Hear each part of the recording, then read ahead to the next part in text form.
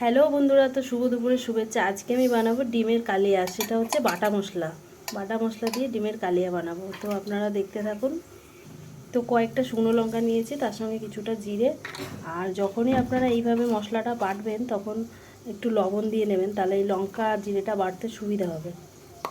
তো দেখতেই পাচ্ছেন লবণ দিয়ে বাটলে কি হয়, একদম মশলা একদম যেটা 5 মিনিটের কাজ সেটা 3 মিনিটের মধ্যে হয়ে যাবে। তো এই মশলাটা আমার ভালোভাবে বাটা হয়ে গেছে, একদম মিহি। এই মশলার সাথেই কিছু আদা রসুন দিয়ে দিলাম, কয়েক টুকরো দিয়ে ভালোভাবে বেটে নেব।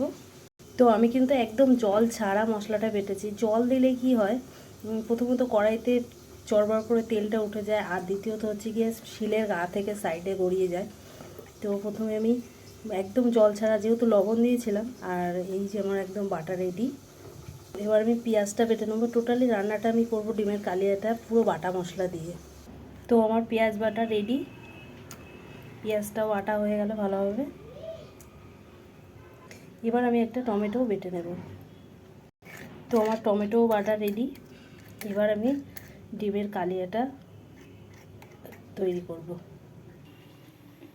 তো ডিমটা একটু হালকা হালকা করে কেটে নেব। এইভাবে একটু কেটে নিলে কী হবে, ডিমগুলো কড়াইয়ের তেলে দিলে আর ফাটবে না, আর মশলাটাও ডিমের ভিতরে ঢুকে যাবে। এটা কাটা। হ্যাঁ, যখনই ডিম ভাজবেন তখন কড়াইতে একটু লবণ আর হলুদ দিয়ে দেবেন, তাহলে কী হবে, ডিমটা আর ভালোভাবে ছিটকাবে না।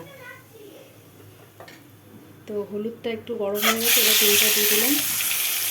হলুদ তেলে দেওয়ার কারণেই ডিমগুলো ভালোভাবে ছিটকায় না, রান্নায় পটাশ পটাশ করে ফেটে যায়।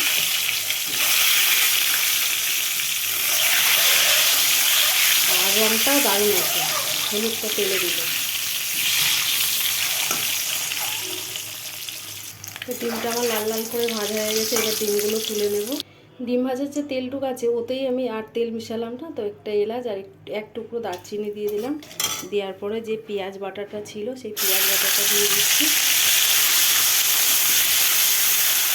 তেলে এলাচ আর দারচিনি ফোড়ন দিলে সেন্টটা পুরো কেরালিয়া স্টাইলের সেন্ট আছে তরকারি।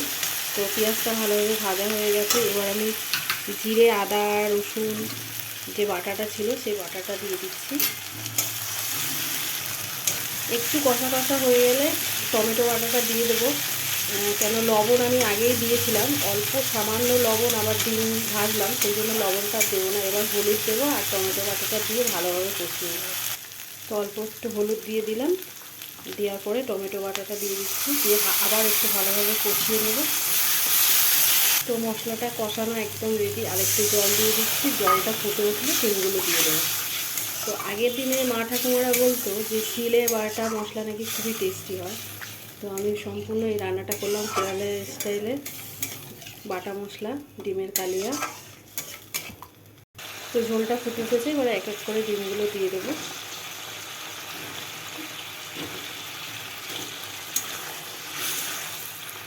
মিনিট 5 ফুটতে দিলেই একদম রেডি বাটা মশলা ডিমের কালিয়া কেরালার স্টাইলে।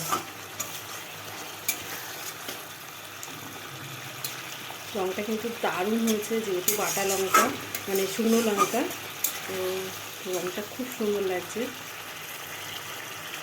তো একদম রান্নাটা শেষ। তো নামানোর আগে একটু ধনেপাতা দিয়ে দিচ্ছি, দিয়ে নামিয়ে নিচ্ছি। আপনারা একবার এইভাবে বাটা মশলা দিয়ে ডিমের কালিয়া করে খেয়ে দেখবেন।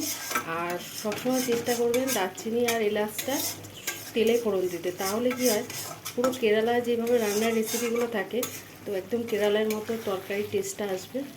আর ভালো যদি লাগে আমার রান্নাটা, তাহলে আমাকে একটা লাইক কমেন্ট করবেন, রান্নাটা শেয়ারও করবেন, আর আমার পাশে থাকবেন। নমস্কার।